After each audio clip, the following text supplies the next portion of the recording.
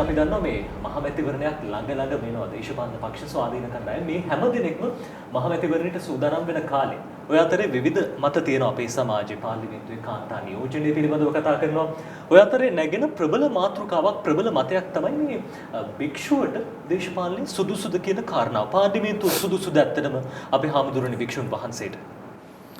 ශ්‍රී ලංකාවේ භික්ෂුන් වහන්සේලාගේ කාර්යභාරය ගත්තම සමාජ ආරක්ෂකයෙක් හැටියට ජාතිය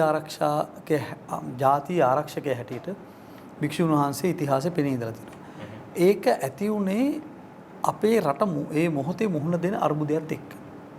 එතකොට අද වෙනකොට අපි ගන්නවා අපි 30 අවුරුදු යුද්ධයකට මුහුණ දුන්න අවස්ථාවේ නජිත් අපිට සිද්ධ වුණා පාර්ලිමේන්තුවට යන්න. අපි භික්ෂුන් වහන්සේලා එක්කෙනෙක් නෙවෙයි 9 පාර්ලිමේන්තුවට ගියා. ඒ ගියපු නිසා තමයි 30 අවුරුද්දක් පැවතිච්ච ත්‍රස්තවාදය පරාජය කරන්න පුළුවන්.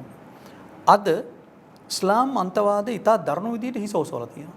පාලකයෝ අනාගතයේ තමන්ගේ ඡන්ද ගැන හිතලා මේ මාතෘකාව කතා කිරීම අතපසු කරලා තියෙනවා. සරල උදාහරණයක් කුරුණෑගල මහරෝහලේ සාපි ශාබ්දී වන්ද්‍යා සත්කම් සඳහා කාන්තාවන් යොමු කළා.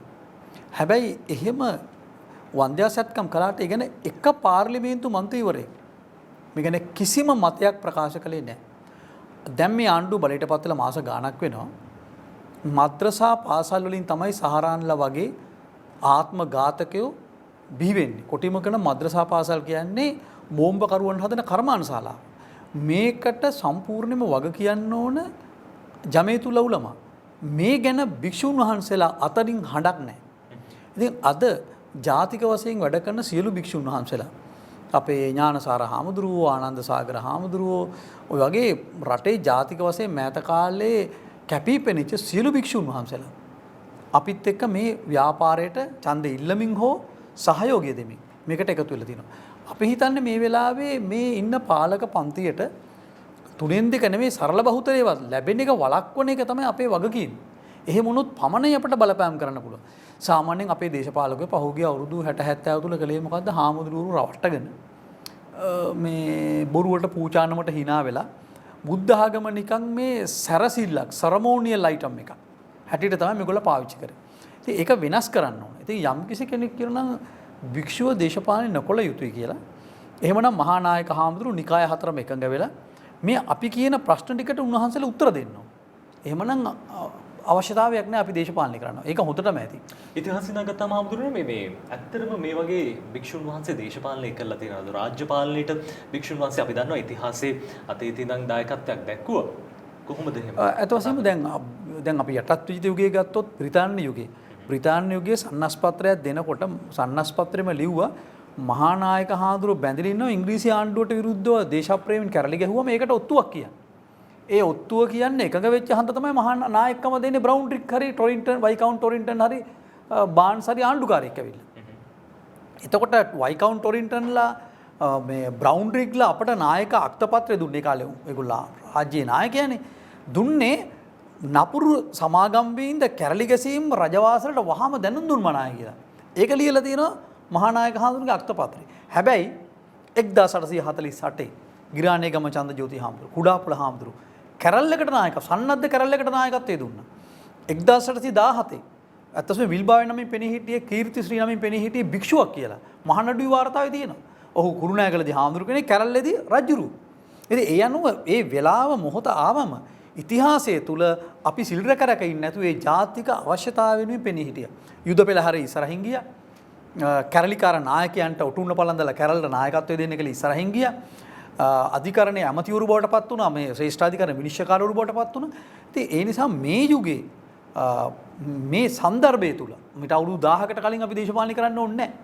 මේ නූතන සංවර්ධනයේ නූතන රාමුව ඇතුලේ රටේ ජාතිය ආරක්ෂාව වෙනුවෙන් සහරාන්ලා වැනි බෝම්බ කරුවන්ගේ තර්ජනයක් හමුවේ අපි දේශපාලන බලවේගයක් වීම අත්‍යවශ්‍ය වෙලා තියෙනවා. ඔය අතරේ අපි දකින හමුදුරුවනේ දැන් මෙවර මහමැතිවරණයට අපේ ජනබල පක්ෂය විශේෂ පක්ෂයක් අලුත්ම පක්ෂයක්. මේ පක්ෂයෙන් ඔබ වහන්සේ ඥානසාර හමුදුරුව ආනන්ද සාගර හමුදුරුව මේ පිරිස එකතු කරගෙන අලුත් ගමනක් යන්න හදනවා. එයි මේ විදිහට බලවේගයක් හැදුවා.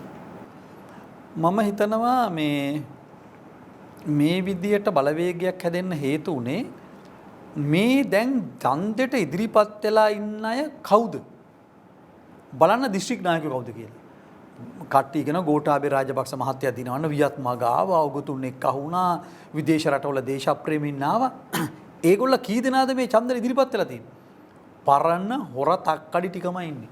පිරිහිච්ච වයසනුත් පිරිහුණු, ඒ වගේම මේ මතවාදයේ ආකල්පවලුත් පිරිහුණු අන්තිම පිරිහිච්ච දූෂිත අය තමයි මේ දිස්ත්‍රික් නායකයෝ හැටියට පත් කරලා තියෙන්නේ. ඒකට ඒගොල්ල මොකක්ද තත්ත්වය? මම කියන්නේ නැහැ දිස්ත්‍රික් නායකයෝ කවුද කියලා. මොකද පුජ්‍යල චරිත ඝාතනය කරන එක හොඳ හන්ද. අරන් බලන්න කවුද කියලා. රටේ ජනතාව දන්නවා. රටේ ජනතාව දන්නවා මේගොල්ල කවුද කියලා. මේ පස් කපන මේ බින් ඌරෝ ඉන්නවා හරියට.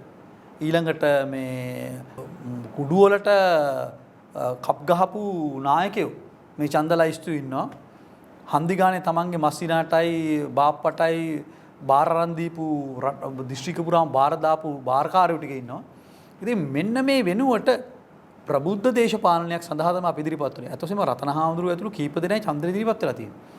අපේ පිරිසෙන් 99%ක්ම ඉන්නේ ගිහි අය. එතකොට ඒ ගිහි අය අපි ඉදිරිපත් කරලා තියෙන්නේ වෛද්‍යවරු, ව්‍යාපාරිකයෝ, කාන්තාවෝ හැම ශේෂ්ත්‍රයකම ඉන්නවා. කොටින්ම කියනවා නම් ගෝඨාභය රාජපක්ෂ මහත්තයාගේ වියත් මග ඉන්නේ අපිත් එක්ක. මහින්ද මහත්තයත් එක්ක ඉන්න අර තමිල්නාඩු දේශපාලනයේ හිටපු ත්‍රාඩ රාෂ්ට්‍රීය අධිකාරියෝ ටික. ඉතින් ලුම්පන් සමාජ කණ්ඩායම. මේ ලුම්පන් සමාජ කණ්ඩායම දැන් සමාජයෙන් පිටස්තර වෙලා තියෙන්නේ. මේ රටේ දැනුගත් මේ සාක්ෂරතාවයක් තියෙන දකුණු ආසියානු කලාපේ හුඟක් සංස්කෘතික වශයෙන් ඉස්සරහට ගිහපු රට. ඉතින් මේකට මේ තමිල්නාඩු දේශපාලනයේ මේ MGR ලගේ දේශපාලනය ගැලපෙන්නේ නැහැ. ඒක හන්ද දැන් අවශ්‍යයි නව දේශපාලනය. හොඳ අපි 2015ට ගියොත් එහෙම අපේ හාමුදුරනේ ඔබ වහන්සේම නායකත්වය අරගෙන යහපාලන ආණ්ඩුවක් පිහිටවන්න සෑහෙන්න මහන්සි වුණා, වෙහසක් දැරුවා. හැබැයි ඔබ වහන්සේම ටික කාලයක් ගිහිලා අතරමඟදී ඒ යහපාලන ආණ්ඩුවම දාලා යනවා. ඇත්තටම මොකද්ද සිද්ධ වුනේ? දැන් ගිය ආණ්ඩුව කාලේ කියන්නේ 2010 15 ආණ්ඩුව කාලේ මොකක්ද උනේ? රැජින වීදි අරගෙන කැසිනෝ කලාපයක් හදන්න හැදුවද නැද්ද? කවුද හදන්න හැදුවේ කියලා දන්නවනේ. මහින්ද මහත්තයලානේ ඒක කරන්න හැදුවේ. ඊළඟට මේ මිනිස්සුන්ගේ වහුගොඩ රෝගය හැදුනේ, පිළිකා රෝග හැදුනේ මේ ගහපු වසවිස නිසා. ඒ කියන්නේ කිසිම කතිකාවතක් තිබුණේ නැහැ. ඒකට කිසිම උත්තරයක් දුන්නේ නැහැ. ඒක ඊළඟට ඩෝල් කම්පැනියට සෝමාවතී ඉඩම් දුන්නේ කවුද? අක්කරේ පත්තුවේ රිසාර්ට්ලා මේ කෝටිපතියෝ බිලියන කරේ කවුද? ඉස්බුල්ලට මඩකල්ලව කැම්පස් එක දාන ඉඩම් දුන්නේ කවුද? ඊළඟට හම්බන්තොට විශාල ජාත්‍යන්තර සමාගම් වලට ඉඩම් විකුණන්න සැලසුම් කරේ කවුද? ඉතින් මේවා නිසා තමයි අපි කල්පනා කරේ ඒ ආණ්ඩුව තීරණාත්මකව පරාජය කරන්න. හැබැයි අපි ජයග්‍රහණය කරේ ශ්‍රී ලංකා නිදහස් පක්ෂයේ මහලේකම්. ඊට පස්සේ අපි සැලසුම් කරේ අගෝස්තු මාසේ ගෝඨාභය මහත්තයා අගමැති කරන්න. ඉතින් ඒගොල්ලගේ බලකාමය නිසා ඒක කරන්න බැරි වුණා. ඉතින් අපි UMP කාර්යවත් UMP උදව් කරවත් නෙමෙයි. ඉතින් ඔය දැන් ඔය පොහොට්ටු ඉල්ලන සේරම ගිහිල්ලා ඇමතිකම් ගත්තනේ. හම්බන්තොටින් ඉල්ලන අය, පොළොන්නරුවෙන් ඉල්ලන අය ඔක්කොම කවුද? දැන් ඔය හිටපු ජනාධිපතිත් පොහොට්ටු ඇතුළේ ඉන්නේ. ඉතින් අපිට ආණ්ඩු පෙරළුවයි කියලා කියන්න බෑනේ. ආණ්ඩු පෙරලලා බලයට ඇවිල්ලා අපි ඇමතිකම් ගත්තේ නෑනේ. ඔය ඇමතිකම් ගත්තයිනේ දිස්ත්‍රික් නායක වෙලා තියෙන්නේ. ඉතින් අපිට මොකද්ද කියන්නේ? ගියාණ්ඩුව කියන්නේ ඇත්ත වශයෙන්ම ඔය පොහොට්ටු ඉන්න අයගෙන් ගොඩක් ඒගොල්ලෝ හිටියේ. ඉතින් ඒක හන්ද අපිට දොස් කියන්න බෑ. අපි වෙලාවේ කරේ ඒ තිබිච්ච සමාජ විරෝධයට දේශපාලන නායකත්වයක් හැදුවා. ඉතින් ඒකෙදී මෛත්‍රීපාල සිරිසේන මහත්තයා අන්තිම දුර්වල නායකයෙක්. ඒ කියන්නේ විධායක බලය යා පාවිච්චි කරලා රනිල් වික්‍රමසිංහ මහත්තයා ඉක්මවා යන්න බැරි වුණා. ඒක නිසා තමයි අපි අවුරුද්දක් යනකොට ඒකට විරුද්ධව කටයුතු කළේ. කටයුතු කළා ගෝඨාභය රාජපක්ෂ මහත්තයාට උපවාසයක් කරා, සිංහල ජනතාව කෙලින් හිටෙව්වා, ජනමතයක් හැදුවා. මම හිතනවා පාවෙන ඡන්ද ගෝඨාභය මහත්තයාට ගන්න අපි තමයි ප්‍රමුඛ දායකත්වය දුන්නේ කියලා. ඇයි අපේ හාමුදුරනේ මේ පාර ගම්පහෙන් ඡන්ද ඉල්ලන්නේ? ගම්පහ මොකද්ද තියෙන විශේෂත්වය? දැන් ඔබ වහන්සේට කොළඹ දිස්ත්‍රික්කයෙන් ඉල්ලන්න තිබ්බා. ඇයි ගම්පහෙන් ඉල්ලන්නේ? මම ගම්පහ මගේ සම්බන්ධකම් ගොඩක් වැඩි. එකක් තමයි මම ගම්පහින් තමයි ඡන්දෙලට ඡන්ද ලක්ෂයක් විතර ගත්තේ.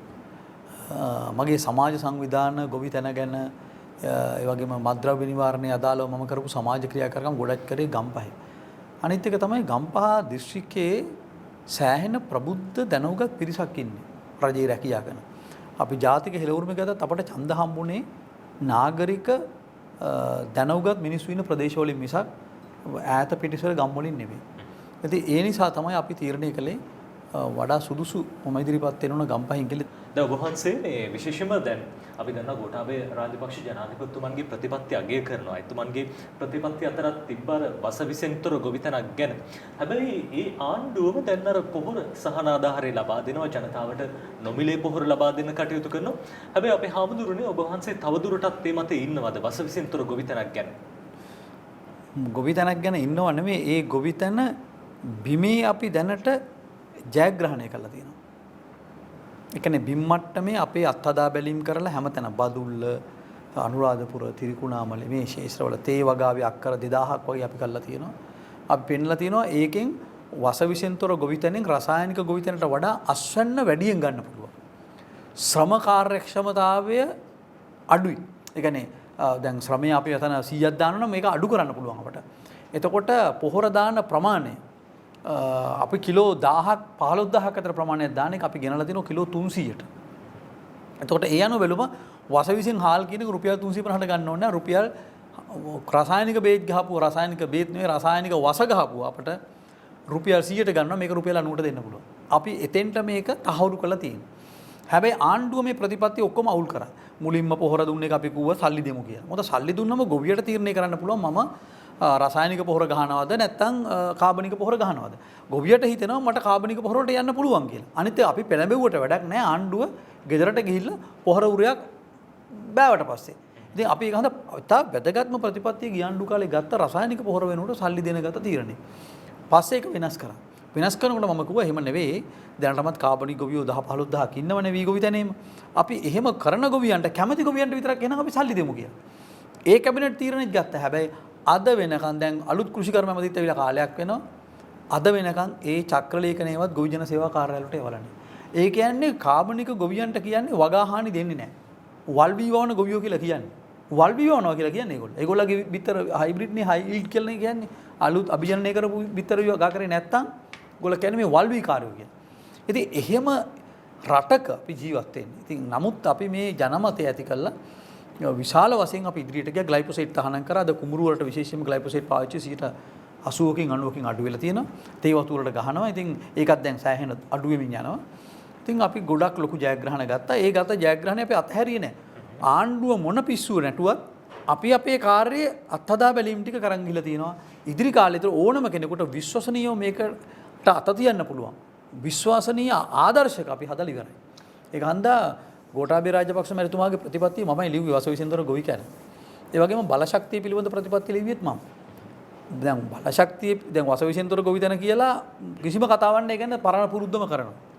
පරණ සෙල්ලමෙම යන්නේ, පරම පාරෙම යන්නේ. ඇයි මේගොල්ලෝ මේ පොහොර දෙන්න ආස? පොහොර ගෙන්නනකොට ටෙන්ඩර් එක ඇඳවනකොට කොහේ හරි කසල ගොඩක් මේගොල්ලෝ අරගෙන එන්නේ. තුට්ටු දෙකට අරන් එන්නේ. ආම බිලියන 50ක පොහොර ගේනකොට හුත හොරකමක් කරන්න ඕනේ.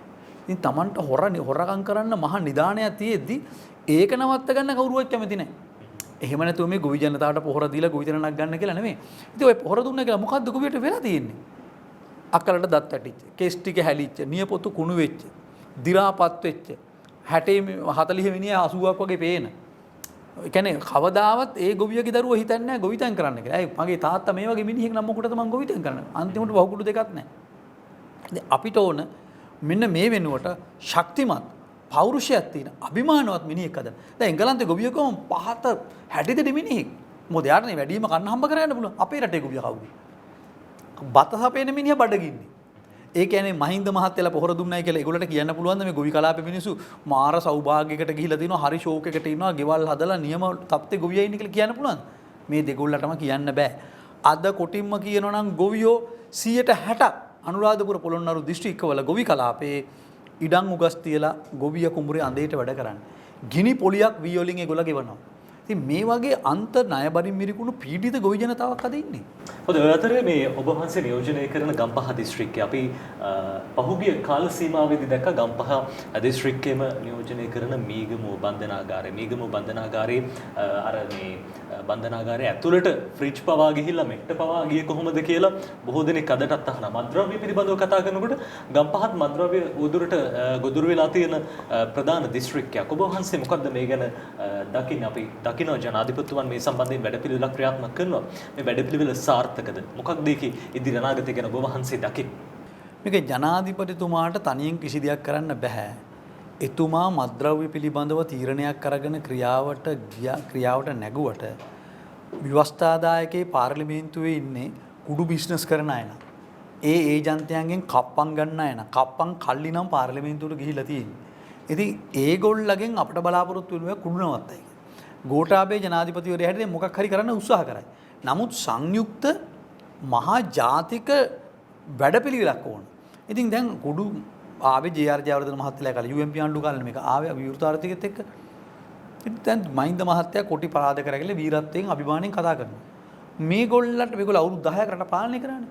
මැගසින් බන්ධනාගාරේ තියෙන කුඩුවත් නවත්තන්න බැරුණානේ. මේ ප්‍රශ්නේ තියෙන්නේ ඇයි මෙච්චර කාලෙ? ඒ කියන්නේ අවුරුදු 5කින් ත්‍රස්තවාදය පරාජය කරපු ආණ්ඩුවකට කුඩු නවත්තන්න බැරියයි.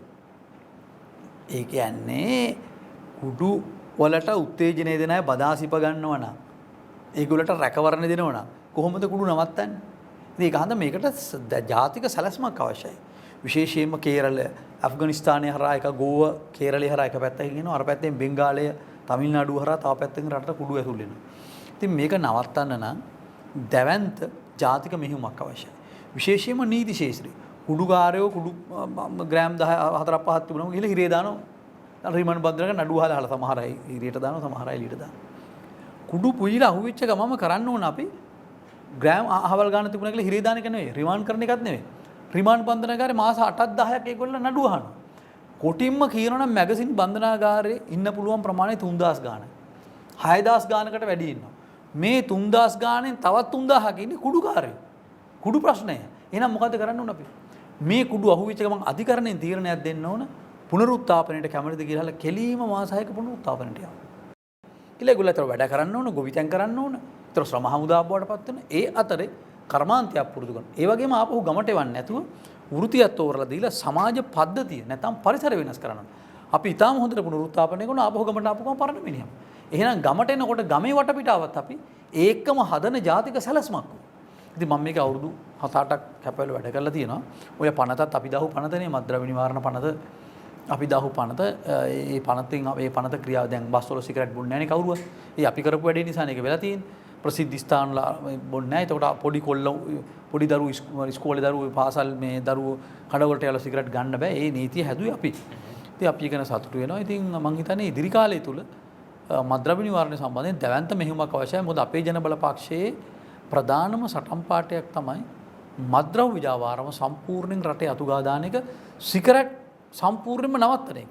පුංචි භූතාන්ට කරන්න පුළුවන් වුණා නම් සිගරට් මොකටද බොන්නේ? පිළිකාය හැදෙනවා නම් බොන්න අවශ්‍ය නැහැ. ඔය අතරේ අපි හම්බුනේ මේ පහුගිය අවුරුද්දේ අප්‍රේල් මාසයේ 21 වෙනිදාට ගියොත් එහෙම ඔබ වහන්සේ නියෝජනය කරන ගම්පහ දිස්ත්‍රික්කයේම මේගමුව සහ කටුපිටිය ප්‍රදේශවල අපි දැක්කා මේ මහා ව්‍යසනය, ඒ අන්තවාදයේ හිස එසවීම පිළිබඳව අපි දැක්කා. ඔබ වහන්සේ මේ පිළිබඳව හඬක් නැගුවා. අපි දැක්ක ඔබ වහන්සේ උපවාස කරනවා. මුස්ලිම් අමාත්‍යවරුන්ට විරුද්ධව බොහෝ හඬක් නැගුවා. මද්‍රසා පාසල් පිළිබඳව, අන්තවාදයේ පිළිබඳව ඔබ වහන්සේ හඬක් නැගුවා. දැන් කොහොමද මේ වැඩ කටයුතු ගැන ඔබ වහන්සේ දරන මතය? විශේෂයෙන්ම දැන් මේ වෙනකොටත් අපි දකිනවා සමහර ප්‍රදේශවල කිසියම් ආකාරයක අන්තවාදයක් ක්‍රියාත්මකයි. ඇත්තටම මේ සහරාන් සහ ඒ බෝම්බ කල්ලිය මැරුණා. ඔවුන්ගේ දේශන අහපු ලක්ෂයකට අධික පිරිසක් රට පුරා ඉන්නවා. ඒකට සම්බන්ධයි කියන්නේ සේරම අත්අඩංගුවට අරන් තියෙන්නේ. තවත් බෝම්බ ගහන්න මිනිහෙක් නෑ වගේ තමයි අපට පේන්නේ. හැබැයි අපි තේරුම් ගන්න ඕන දැන් අර ෂයික් කියලා ළමෙක් බ්‍රිතාන්‍යයේ හම්බ වුණා. එයා කියලා තිනවා ලංකාවෙන් තමයි බෝම්බ ගහන්න පුරුදුනේ. දැන් මේ මෑතක සිද්ධ වෙච්ච සිද්ධියක්. ඊයේ පෙරේද සම්පත් බැංකුවට ගිහලා මොකද්ද කිව්වේ? තමන්ගේ ගුරුකාව ගලවන්න බෑකෝ අනන්‍යතාවය පෙන්න. ඉතින් වැඩි ඕන මැලේසියාවේ මුස්ලිම් රටක්. මැලේසියාවේ සම්පූර්ණයෙන් ඔළුව වහලා ගුරුකාව වහලා යන්න බෑ ගුරුකාව දාන්න. මුස්ලිම් රටක. බහුතර ජනතාව මුස්ලිම්. පාකිස්තානේ බංගලාදේශවත් දැන් මේ ගුරුකාව එහෙම පළඳන්නේ බොහොම සුළු දෙනෙක්. නමුත් මෙතන මේ ජමීතුල්ලා උලමා මේ නිලනුලත් පොලිසියක් විදියට කාන්තාවන්ට බලපෑම් කරනවා උඹලා ඔක්කොම ගුරුකාව දාන්න ඕන. ඊළඟට අපිට ගුරුකාව දාන්න දුන්නේ නැත්නම් රජයේ ආයතන වර්ජනය කරනවා. බැංකු වර්ජනය කරනවා. ඉතින් ඒක හන්ද මේකෙන් පේන්නේ මේ මානසිකත්වය ඉවර වෙන්නේ නැහැනේ. කද පන්සලක පල්ලියක තව ඕන වෙලාවක බෝම්බය අපි පිරෙන්න පුළුවන්. අනිත් එක සහරාන්ගේ බෝම්බේ කියලා තියෙන්නේ මොනවද මේ? දැන් සහරාන්ගේ දේශනවල CD පට තියෙනවා. පෙන් ඩ්‍රයිව් තියෙනවා. ඒවයි කතා තියෙනවා. ඒතරන පත්‍රිකා ගහපුවා තියෙනවා. පොත්පත් ගහපුවා තියෙනවා. දැන් මෙයා බුද්ධියංශ කියවලා තියෙනවනේ. දැන් මෙයා මොනවද තියෙන්නේ?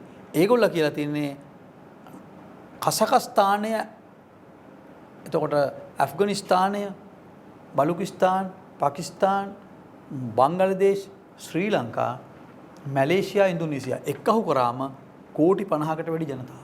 කෝටි 50කට වැඩි ජනතාව. මේක මුස්ලිම් අධිරාජ්‍යයක් විදියට ගොඩනගන්න ඕනේ කියලා තමයි සාරාන්ලා මේ දේශනවල කියලා තියෙන්නේ. එතකොට සිංහලයෝ වඳ කරන්න ඕන. සිංහලයන්ගේ ඉඩම් අත්පත් කරගන්න ඕන. මධ්‍ය කඳුරේ අල්ලන්න ඕන. ගුවන් තොටුපළ, ත්‍රිකුණාමල, වරාය වගේ මරමස්ථානවල තමන්ගේ ස්ථාන පිහිටවන්න ඕන. අක්කරේ පත්තුත් විශේෂයෙන්ම වන්නාරමට මුණ දාලා තියෙන්නේ. ඉතින් අක්කරේ පත්තුත් අපිට සැකයක් තියෙනවා මේක යුද උපාය මාර්ගයකටද මේක ගත්තේ. මොකද හොරබඩු ජාවාරමට, මත්ද්‍රව්‍ය ජාවාරමට සේරෙනව පහසු වෙන්නේ ඕක. ඒ කියන්නේ උතනින් තමයි ගොඩක් එන්නේ අපිට මත්ද්‍රව්‍ය. මොකද ඉන්දියාවට කිලෝමීටර් පොඩි ගානයි තියෙන්නේ පයින් යන්න පුළුවන් නේ. මේ රලාඩු කාලෙට.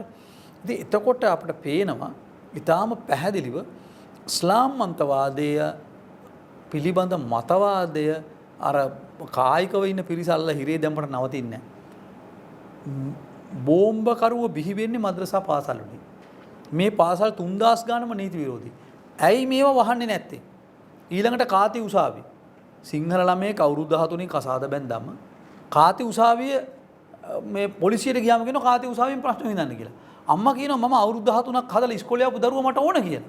අපිට කරන්න දෙයක් නැහැ කියලා කියනවා. මේක රටක්ද? ඒක හන්දක් කාති උසාවි වහන්න ඕන. සිංහල දරුවෝ අහිංසක දරුවෝ පැහැරගෙන ගිහිලා කසාද බඳින එක නීති විරෝධී. ඔය එහෙම පැහැරගෙන ගිහපු අවස්ථාවේ මල්ලා හිරේ දාන්න ඕන. ඉතින් ඒක කරන්න පුළුවන් එක රටක් එක නීතියක් න ะ. ඉතින් ජනාධිපතිවරයාගේ රැස්වීම වල කිව්වේ එක රටක් එක නීතියක් නේ. දැන් කෝ එක රටක් එක නීතියක්. කෝ ඒ ක්‍රියාවට නගලා පෙන්වන්න එපා ඡන්දෙට කලින්. දැන් ඡන්දෙට ඇවිල්ලා ඉන්න ඕනේ. හොරගල් අහුලන එක වචනයක් කියන්නේ නැහැ. මේ උගුරි කටු වෙන්නල වගේ බලන් ඉන්නවා. හැබැයි අපි දකිනවා ජනාධිපතිතුමන් ජනතාව අතරට යනවා විශේෂම මහජන රැස්වීම වලට මේ හැම දේශපාලනඥයෙක්ම යනවා. ඉතින් මේ අවස්ථාවවලදී බොහෝ ජනතාව ප්‍රශ්න නගනවා. ඔබ වහන්සේ ඇතුළු පිරිසගේ මොකද්ද අරමුණ ඉදිරියේදී අපේ ජනපල පක්ෂය හරහා? අපේ ප්‍රධානම දේ තමයි මද්‍රසා පාසල් සම්පූර්ණයෙන් අහෝසි කරන්න ඕන, කාති උසාවි වහන්න ඕන. විශේෂයෙන්ම කටුවාපිටියේ ඇතුළේ පල්ලි වල බෝම්බ ගහපු බෝම්බ කල්ලිය පිළිබඳ අපරාධ විමර්ශනයක් කරලා ඒකට සම්බන්ධ දේශපාලන හිරේට දාන්න ඕන. විශේෂයෙන්ම තවත් කවදාවත් මේ අන්තවාදයේ මතුණු වෙන විදියට මේකට සම්බන්ධයි කියලා සැක හිතෙන සියලුම ආයතන පුජ්‍යලෝ තරාතිරම නොබලා මේ වෙලාවේ සම්පූර්ණයෙන්ම අහෝසි කරන්න ඕන. ගුරුකාව තහනම් කරන්න ඕන. අපේ රටේ එක ඉස්කෝල පද්ධතිය, එක අධ්‍යාපන ප්‍රතිපත්තිය තියෙනවා. මුස්ලිම් දරුවන්ට කියනවා අපේ ඒගොල්ලෝ ඉන්නේ සිංහල ගොඩේ නම් 90% ජීවත් වෙන 95% ජීවත් වෙන සිංහල ගොඩේ නම් ගමේ ඉස්කෝලේට යන සිංහල භාෂාව ඉගෙන ගන්න. එහෙම කරන්නේ නැත්නම් අපිට කරන්න දෙයක් තියෙනවා. ඒගොල්ලෝ කියනවා නම් අපි බම්පත් බැංකුවට යන්න අපට ගුරුකාව ඕන, අපි ගුරුකාව නැත්නම් අපි මේ අපේ බැංකුව හදා ගන්නවා කියලා කියනවා. අපටත් තියෙන අහිංසාවාදී ක්‍රියාමාර්ගය. ඒගොල්ලෝගෙන් බඩු ගන්නේ කවුද? අපි කඩවලට නොගියොත් මොකද වෙන්නේ? ඒගොල්ලන්ට බාණ්ඩ විකුණලා ඔය බිස්නස් එක කරන්න බෑනේ.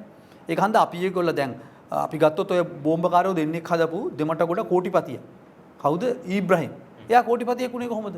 කරන්ද මුංගු සාදික්කා කෝපි කරුක විකුණලානේ. කවුද ඒව දුන්නේ? අපි නේ වවන්නේ. ඒගොල්ලෝ වවන්නේ නැහනේ. එහෙනම් අපි කරන්න ඕන අපේ මැණික් ටික මේගොල්ලන්ට විකුණන්නේ නැහැ. අපි මේගොල්ලන්ගෙන් රත්තරන් බඩු ගන්නෙ නැහැ. අපි මේගොල්ලන්ගෙන් යකඩ බඩු ගන්න. අපි මේගොල්ලන්ගෙන් සිමෙන්ති ගන්න නැහැ. මේගොල්ලන්ගේ ගේන කිසිම භාණ්ඩයක් අපි ගන්න නැහැ කියලා අහිංසාවාදී ප්‍රකාශයක් කරොත් මොකද්ද වෙන්නේ?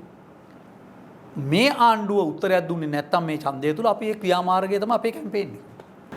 හොඳයි එහෙනම් අපි බෙහෙවින් ස්තුතිවන්ත වෙනවා අපිත් එක්ක සාකච්ඡාවට එකතු වුණාට පූජ්‍ය අතුරුනිගේ රතන ස්වාමීන් වහන්සේට.